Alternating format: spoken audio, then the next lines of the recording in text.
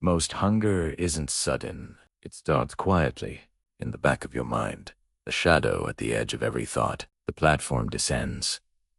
Slowly. As it slides from floor to floor, the sound of steel echoes in a space that feels far larger than it is. We meet Gorang, waking in the dim light, the air thick with the smell of damp concrete and old metal. He blinks at the cell around him, a square of bare walls, a cot, and the faint imprint of someone else's absence. Nothing about this place shouts danger. Eat, whispers Italiano, a sottovoce, like the moment you notice a shadow in a room you've been in 100 times. Goring moves cautiously. His hands brush against the walls. He listens to the silence. He wonders how long he's been asleep, or if anyone has ever slept here before him. Every sound, every faint clatter from above or below, is a signal he senses, before he sees that he is not alone.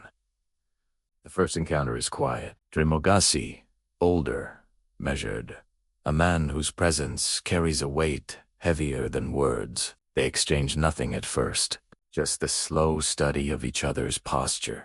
Goring notices the tension in the muscles that aren't needed for survival yet. He recognizes restraint, practiced over years, though he doesn't yet know what it is restraining.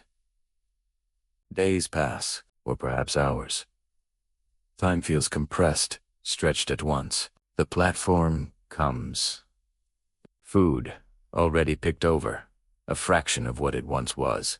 Goring sees what hunger does, not the growl of the stomach, but the shifting of the mind. The rational thoughts of a man melt into calculations about survival, and then, slowly, into something more dangerous. Suspicion, judgment, contempt.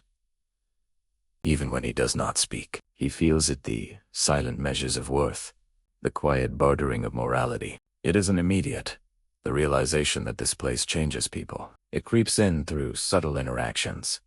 The hesitation before a hand reaches for food, the glare that lingers too long, the tremor in a voice that tries to be polite. You see the human mind bending to circumstance. You recognize it because you've felt it.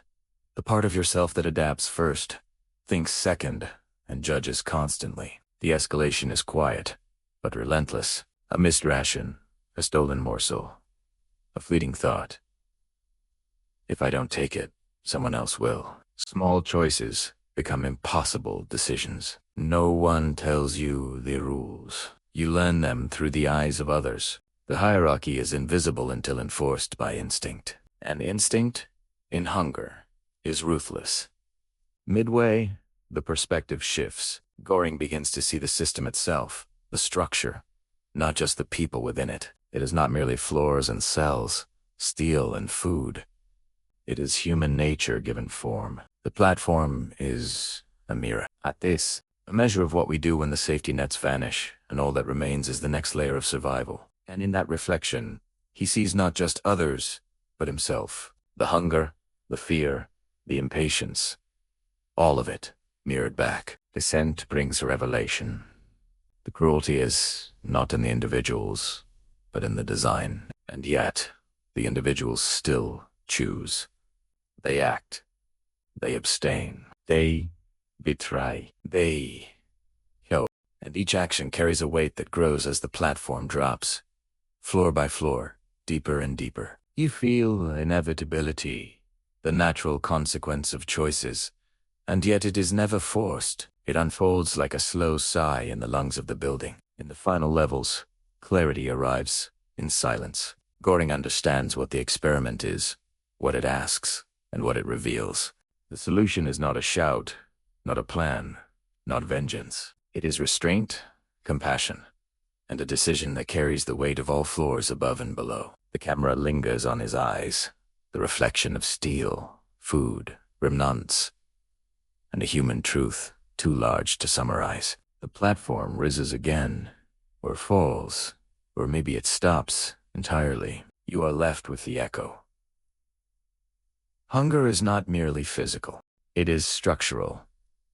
It is moral. It is the quiet test of who we are when what sustains us is scarce, and you carry it with you afterward. In the moments you notice your own choices, your own small mercies and cruelties, because the platform doesn't end on the floor, you see. It ends in the spaces between what you do and what you think you would do if you were there. Quiet, deliberate, human.